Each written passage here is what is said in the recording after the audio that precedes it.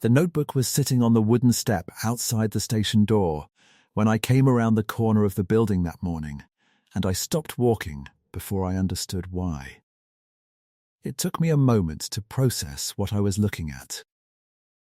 The notebook was navy blue, spiral-bound, the cover warped from years of field use, my father's handwriting on the front label in the precise block letters he had used for everything. I had not seen it in 3 weeks. I had written it off as gone, lost in the ravine below the creek crossing on the east transect. I had even noted the loss in my research log on the 14th of September, the way you note any data gap, with a date and a brief explanation and a new plan for proceeding. I thought I had made my peace with it. I had not made my peace with it. I stood on that path with my coffee going cold in my hand and looked at the notebook on the step and understood, finally, what the last 8 weeks had been pointing toward. To understand what I mean by that, you need to hear the whole account. If you have been out there, alone in the high timber, and you have had the experience of a place paying attention to you, you will follow this without much difficulty. If you have not, I will ask only that you give me the same latitude I give my own field data. I did not publish what happened out there. I want to explain why. I need to go back to the beginning of August to do this right. The sabbatical was 10 weeks, approved by my department chair for the purpose of completing a mountain ecosystem survey I had been assembling data for over the previous 4 years. The field station sat at roughly 5,000 feet in the Cascades, 31 miles from the nearest town, which had a hardware store, a gas station, a diner, and approximately nothing else I needed. Carl Rindt, the station caretaker, made a supply run once a week, Tuesday mornings, leaving a box at the end of the access road. He was a wiry, slow-spoken man in his late 60s who had been doing the run for over a decade and who treated the work the way some men treat church, with the same kind of unfussed reliability. For 10 weeks, my only scheduled human contact was that weekly exchange.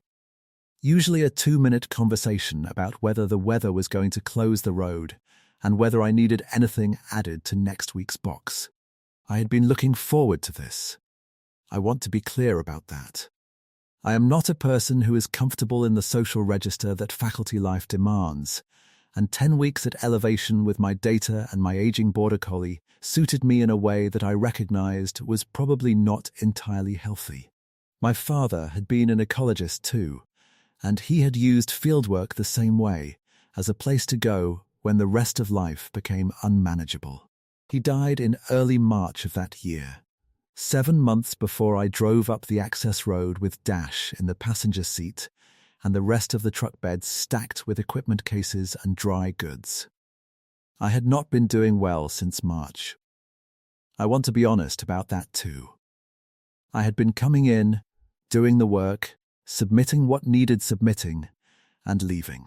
There were days I noticed I had not spoken aloud to another person between the time I left the house and the time I came back.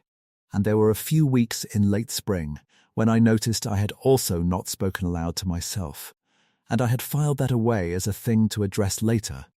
The way you file the strange noise an engine has been making for several days, because the inspection is months out. The colleagues who had said the right things at the right times had eventually stopped saying them, as people do, and I had not done anything to signal that I needed them to keep going. My sister Miriam had called 3 times in the spring and once in July. I had not called her back. We had not spoken since the week after our father's funeral, which had not ended well, and by July the silence between us had grown its own kind of structure, the way a wound does when you keep working through it instead of resting it.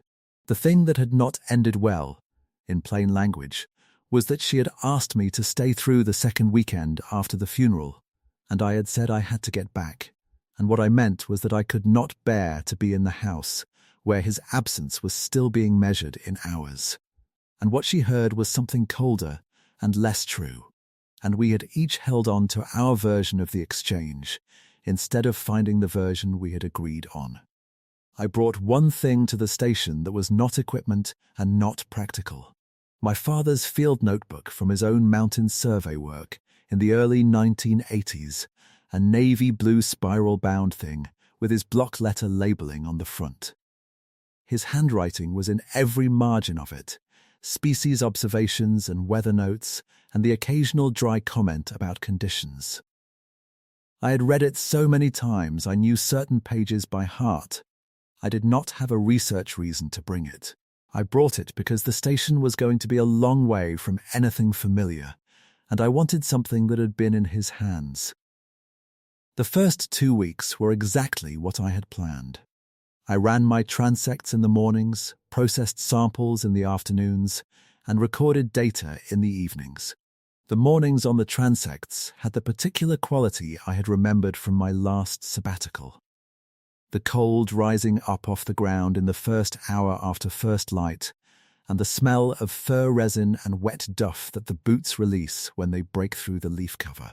And there was a satisfaction in moving through that kind of landscape under those conditions that I had not had access to for the better part of 7 months. As part of the study protocol, I had set up a small mammal feeding station at my primary survey post, a flat boulder about 200 yards from the station building, where I left a tin of rolled oats each morning as a lure for the trail camera mounted in the hemlock above it. The tin was mine, an old hardware stalk and I had brought for the purpose, painted orange on the lid so I could spot it easily. The routine was simple. Check the camera card, refill the oats, photograph the post area, note the weather, move on. I did this every morning for the first 14 days without variation. Dash came with me on every transect. He was 11 years old by that August, and he moved more slowly than he once had. But he was steady. And he had always been a reliable presence in the field. He was the kind of dog who had stopped needing instruction years ago. He knew when to stay close and when he could range, and he had never been a dog who spooked at ordinary things. Elk in the timber, ravens overhead, the sound of a creek running high after rain. I trusted his read on the environment more than I trusted my own, and I had been saying that for years as a kind of joke. The third week was when Dash started sitting alert at dusk. He would settle at the corner of the station's porch each evening, facing the tree margin at the north end of the small clearing, and he would hold that position for a long time without lying down. His ears were forward. He was watching something I could not see. The first time he did it, I stood beside him and followed his gaze into the tree margin for a minute or so, saw nothing, and concluded it was elk. The elk moved through that area regularly, and there was a game trail running along the ridge above the tree margin that I had crossed twice on transects. I noted it in my field log as elk, probable, evening, north margin, and went inside. The cabin had a wood stove I had been keeping at a low burn through the cooler hours, and the warmth on my hands when I came in from standing in the cold with him was the first thing I registered, and the absence of any company beyond the dog and the stove was the second. He did it again the next evening, and the one after that. By the fourth consecutive evening, I was noting it with less certainty. The elk theory required the elk to be reliably in the same location at the same hour on consecutive evenings, which was possible, but not especially consistent with the movement patterns I had been recording on my transects. I had not picked up elk on the trail camera at the survey post that week. I changed my note to elk, possible, and left it at that. If you have spent real time in the field, you know the feeling I am describing. It is not dread. It is the body registering a discrepancy before the mind has organized a category for it. The hairs on the back of your arm. The specific kind of attentiveness that wakes up in you when the environment is not matching its expected pattern. I have felt it before, working alone in the field for long stretches. I had always been able to talk myself down from it with the rational explanation that came next. I told myself the same thing this time. I was less certain than I was letting myself record. The fourth week began without incident. I ran my transects, recorded my data, refilled the oat tin each morning. Dash continued his evening vigil, but I had stopped standing out there with him. I was giving him his concern and going back to work. Then the tin moved. I noticed it on a Thursday morning in the 4th week.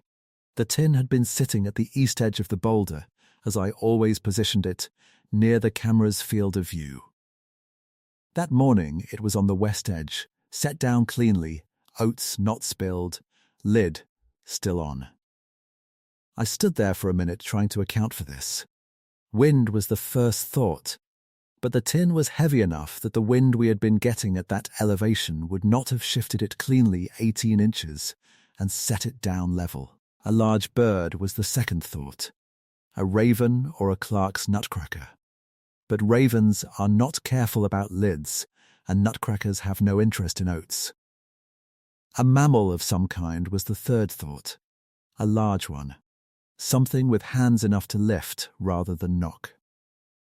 I photographed the tin's position, checked the trail camera, and found nothing. The camera had triggered on a deer mouse at 11 in the evening, and then on me at 7:30 the following morning. Whatever had moved the tin had moved it in a window the camera had not caught.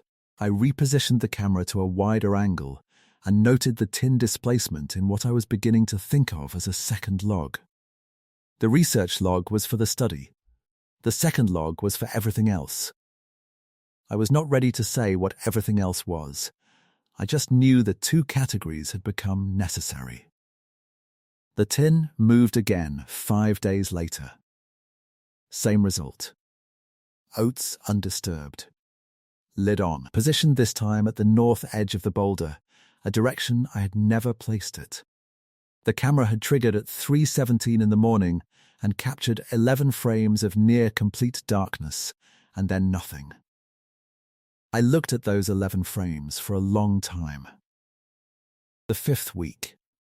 I was running the east transect on a Tuesday, the morning after Carl had left my supply box at the road. I crossed the creek on the stepping stones at the lower survey post, and when I came down the bank to cross back an hour later, I saw the impressions in the mud flat on the far side. They were in a line, 3 of them, the clearest one roughly astride apart from the second. I crouched down and looked at them without touching anything for what I think was a full minute. The mud was cold under the pads of my fingers when I finally set my hand down beside the print to steady myself, and the smell of the creek bottom came up sharp, water-cold and mineral, and the canopy above me had its usual midday chime of small unseen movement that I noted only because I noticed it had paused. Then I got out the measuring tape I carried and measured the clearest one. 17 inches long, 8 inches across at the widest point, which was the ball of the foot. The depth of the impression in the mud suggested a significant body weight, though I am cautious about making that inference precisely because I know how many variables affect impression depth. I measured twice more. 17 inches, consistent. There was no animal I had any research basis to assign those impressions to. I am a field ecologist. I have been recording animal sign for 22 years. I know the track patterns for every mammal in the Cascades at this elevation. I know what a black bear impression looks like in soft mud, what a mountain lion looks like, what an elk's dewclaw pattern looks like in different substrates. I photographed what was in front of me and I measured it 3 times, and I did not write a word of it in the published log. I went back to the station and I wrote 4 pages in the second log instead. I want to say something about what I was feeling during this period, because the record needs it. I was not frightened. I want to be precise about that, because frightened is the word that gets applied automatically to accounts like this, and I think it is usually the wrong word. What I was feeling was a kind of heightened attentiveness that is adjacent to fear, but is actually its own thing. It was the feeling of a researcher who has encountered a data point that does not belong to any of his categories, and who is aware that the most honest response to that situation is to keep recording rather than to force an assignment. My father had a phrase for it. He would say the data is getting ahead of the theory. That was the condition I was in. The pinecone arrangement appeared on a Thursday in the 5th week. I almost missed it. I had come to refill the oat tin, and I was looking at the camera card, not at the boulder. And when I set the tin down, I registered something in my peripheral vision and looked. Arranged around the tin in a rough circle were 7 ponderosa pine cones, set upright on their flat ends, evenly spaced, the circle perhaps 14 inches in diameter. The cones were not from the immediate area. The nearest stand of ponderosa was a 15-minute walk uphill from the post, and the cones I was looking at were fresh enough that they still had pitch on the scales, sticky to the touch when I knelt and confirmed that with one finger. The symmetry was not perfect, the way a deliberate but unhurried arrangement would be rather than a machine-perfect one. Each cone was oriented with its point up. I stood there a long time. The wind explanation was gone before I finished the sentence in my head. Pine cones do not arrange themselves radially by rolling. I tried to construct a scenario in which a large bird had placed them this way and could not make it hold. I checked the camera. 12 frames at 2:04 in the morning. The same near dark, the same faint presence at the edge of the frame that I had been staring at since the week before. I photographed the arrangement from 6 angles before I touched anything. I measured the diameter of the circle. I noted the species of cone, the condition of each one, the orientation. I put all of it in the second log and none of it in the published research log. The published research log had an entry that morning about a red-tailed vole captured and released at post 3. I am not asking you to draw any conclusions from what I am describing. I am telling you what the record shows. The 6th week, the partial glimpse at the tree margin. I had left the tent lantern on inside the station building that evening, the bright one I used for data entry, and its light was coming through the south window and throwing a rectangle of pale yellow across the clearing. I had gone out to call Dash in from the porch, and I was standing on the step with the screen door open behind me when I saw movement at the north tree margin. In the gap between 2 of the larger firs. It was large. I will say that plainly. Whatever was standing in that gap was taller than the lower branches of the adjacent fir, which I had measured at 8 feet 4 inches during a transect the previous week. It was dark-coloured and still, and it was looking toward the lighted window, I think. The light was behind me and making it harder to see into the tree margin, which may have been part of why it had positioned itself there. I did not move for what felt like a full minute. I felt the cold metal of the screen door's frame against my back where I had pressed my shoulder into it without meaning to, and the small tense pulse at my throat that had not yet caught up with the rest of me. And the careful, even breath of the dog at my feet, which was, more than anything else, the thing that kept me where I was. I looked down at Dash. He was sitting on the porch step, ears forward, watching the same gap in the trees, and he was calm. He was not growling. He was not pressing against my leg the way he did when something alarmed him. He was watching with the same deliberate attention he had been giving the tree margin for the past 3 weeks, and his posture was the posture of an animal that has assessed a situation and found it within acceptable parameters. That steadiness from him mattered more to me in that moment than I would have expected. I have been thinking about why since then. The gap in the trees was empty by the time I looked back. I could not say I had seen it leave. It was there and then it was not, the way things are in low light at distance. I brought Dash inside, latched the screen door, and sat at the table with the second log open for a long time before I wrote anything. What I wrote was mostly questions I did not have answers to. I wrote them anyway. The following 3 days were ordinary. I ran my transects, photographed my posts, recorded my data. The oat tin was undisturbed. Dash resumed his evening vigil at the north margin. I had the feeling of something patient, and I could not have said whether that patience was outside the building or inside me, or both. This is where I need to tell you about my father's notebook. I had carried it with me on the East Transect the week before the impressions appeared.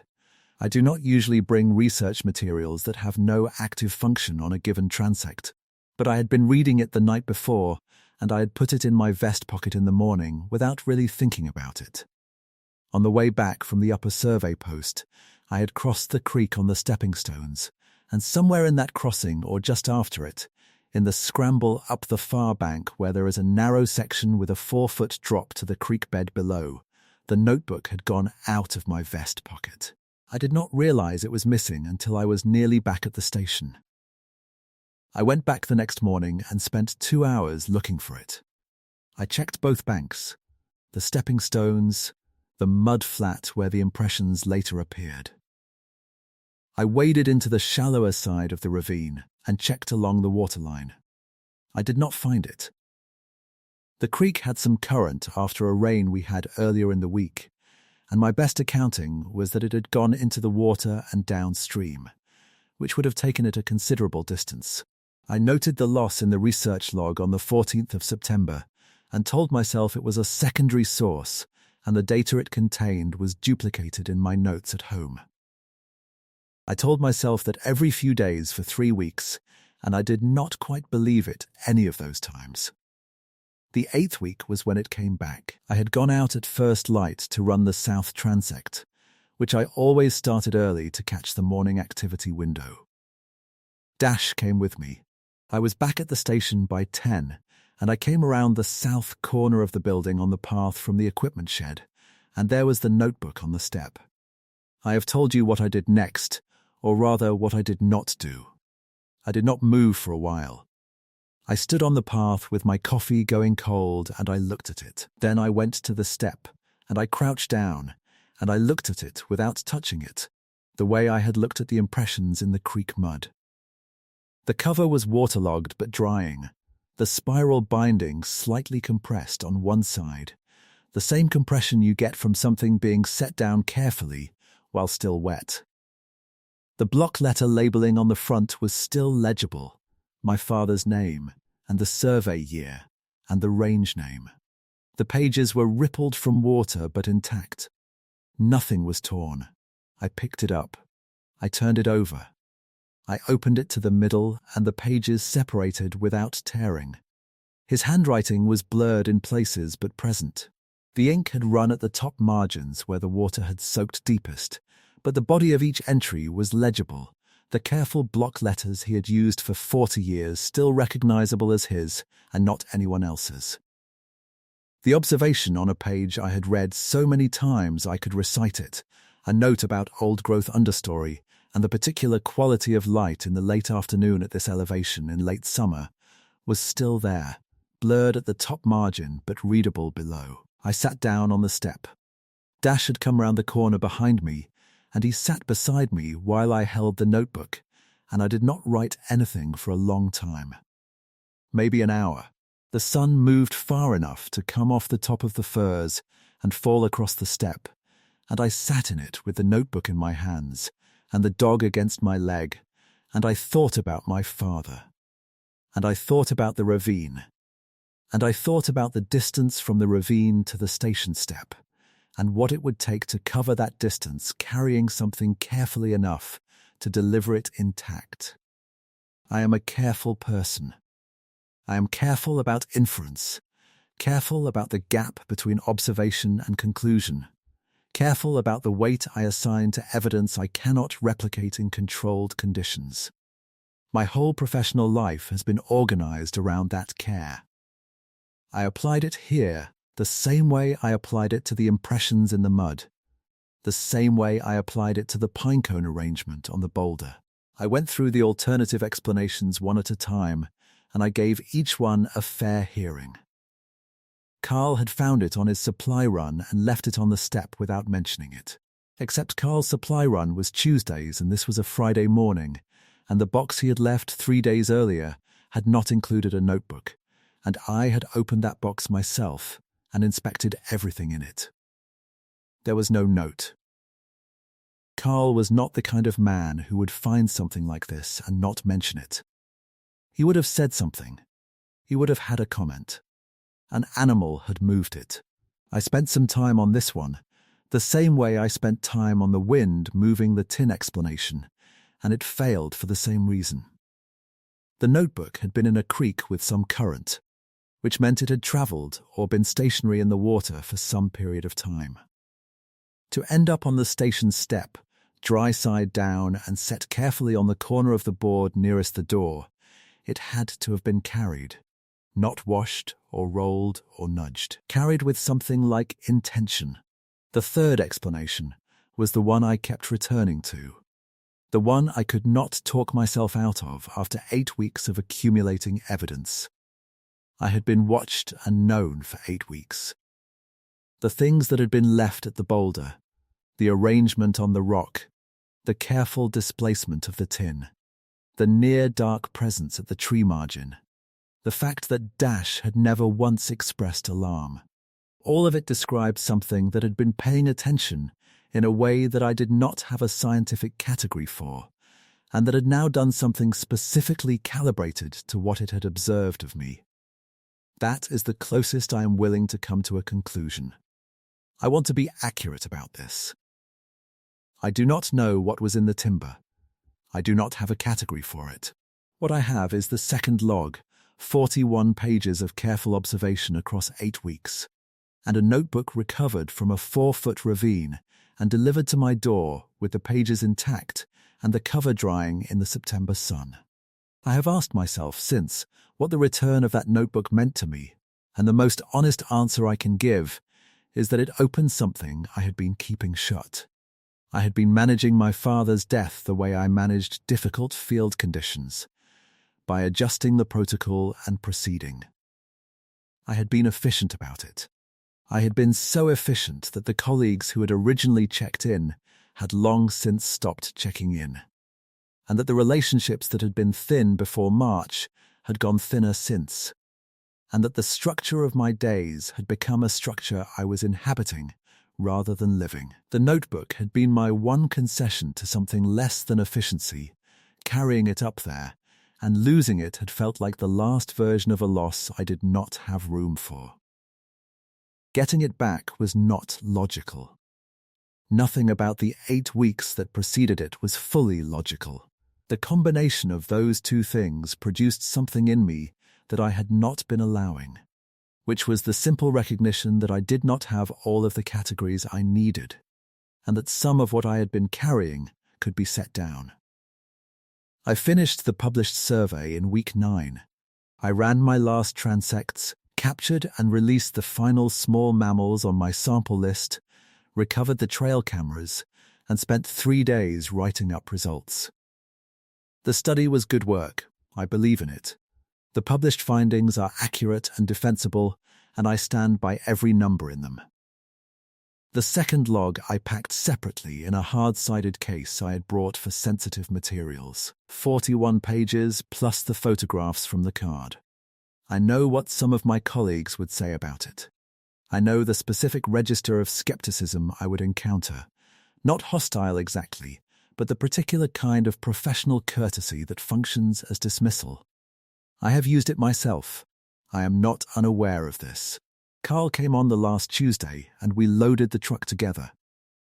He was a man of few words, and the few he used were direct, and at no point during our 10 weeks of Tuesday morning exchanges had he been anything other than straightforwardly practical. He held one end of an equipment case while I secured the other in the truck bed. And he said the road might be closing early this year if the snow held at elevation. And I said I would keep an eye on it. That was the whole of it. I drove the 31 miles to town, stopped for gas, bought a cup of coffee from the diner, and sat in the truck for a while looking at the street. I called Nora, my department chair, to confirm the survey materials were secured and I would have the preliminary write-up to her by November. She was pleased, which she expressed in the understated way she expressed everything. She asked how the station had been. I said it had been productive. Both of those things were true. I drove home. I put the published materials in my office, and I put the second log in the hard-sided case in the storage space under my desk at home. And I left it there for several months while I wrote the paper. The paper was accepted in the spring. What I want to tell you about the other thing is harder to organize, because it did not resolve the way a research finding resolves. It did not give me a category. It gave me something more like a correction of scale. The world I had been working in for 22 years was the same world it had always been, and it was also larger than I had allowed. I do not know how to reconcile those two statements. I have decided I do not need to. My sister Miriam called in December, which surprised me, because she had stopped calling in August, and I had understood that as a decision on her part that mirrored my own. The phone rang in the kitchen on a Sunday afternoon when the light was already going low across the floor, and I had been standing at the counter rinsing a single plate, and I dried my hands on the dish towel before I picked up, the way I always did, even though I knew that doing it now meant the third ring instead of the second. I let it ring twice, and then I picked up. She said, "Brett, just that. The way you say a name when you are not sure where to start." I said, "I know. I'm sorry I didn't call back." She was quiet for a moment. Then she said, "How are you actually doing?" I started to give the version I had been giving everyone, and then I stopped. I said, "I found his notebook. I thought I'd lost it." She was quiet again for a moment. "Dad's survey notebook?" "Yeah, where was it?" I sat with that question for a beat. "It turned up," I said. "I'll tell you about it sometime." We talked for 2 hours. We have talked most weeks since. I do not think I could have made that call without what happened at the station. I want to be precise about the mechanism here, because I think precision matters. The call was not caused by the notebook's return in any simple linear sense. What the notebook's return did was demonstrate, in terms my body understood before my mind caught up, that something larger than my own grief had been paying attention to the specific shape of what I had lost. That experience made it possible to sit with Miriam's question, "How are you actually doing?" without reaching for the standard deflection. The notebook had been in a ravine, and then it had been on my step. Some things that seem gone are not as gone as the evidence suggests. I published the research. The survey findings are available, and I am glad they are. The Cascades Mountain ecosystem data is solid work, and it fills a gap in the regional literature that needed filling. The second log is in the hard-sided case under my desk. I have looked at it many times since the station. I have not shown it to anyone except Miriam, who read it over a weekend in February without saying much, and then called me on a Sunday evening and said, "Brett, what do you think was out there?" I said, "I don't know." She said, "Do you need to know?" I thought about it. "No," I said. I think I stopped needing to about an hour after I found the notebook. She said that sounded about right. I want to say one more thing about Dash, because he was there for all of it and he deserves the mention. He is 12 now, slower than he was, and he sleeps a great deal. The white at his muzzle has come up further into his face this past year, and he favors his right hip in the cold, and he sleeps in a curl close to the wood stove that he had not adopted as his preference in earlier winters. He still comes outside with me in the evenings, and he still sometimes sits at attention looking toward the tree line behind the yard, ears forward, for a few minutes before he comes back inside. I notice when he does it. I give it the same regard I gave it at the station. He is not alarmed. He is never alarmed. I do not know what watches from the timber. I have stopped requiring myself to have an answer to that. What I know is that on a morning in the 8th week of my sabbatical, my father's field notebook was on the station step, dried carefully, set down at the corner of the board nearest the door, the pages rippled from water, but whole. I measured the impressions in the creek mud 3 times, and the number was 17 inches. I have not changed that number. I have not explained it. I have only noted it, the way my father taught me, the way the discipline requires, the way honesty in the face of the unknown has always worked. Write what you see. Note what you cannot account for. Keep the categories separate. The notebook is on my desk now, next to the lamp where I can see it when I work. The cover is rippled where it dried, and the spiral binding is a little compressed on one side from however it had been carried, and his block letter labeling on the front catches the light from the desk lamp in the evenings, the way it must have caught the light in his own hand when he made the labels in 1983. Some evenings I open it. Most evenings I do not. It sits there. That is enough.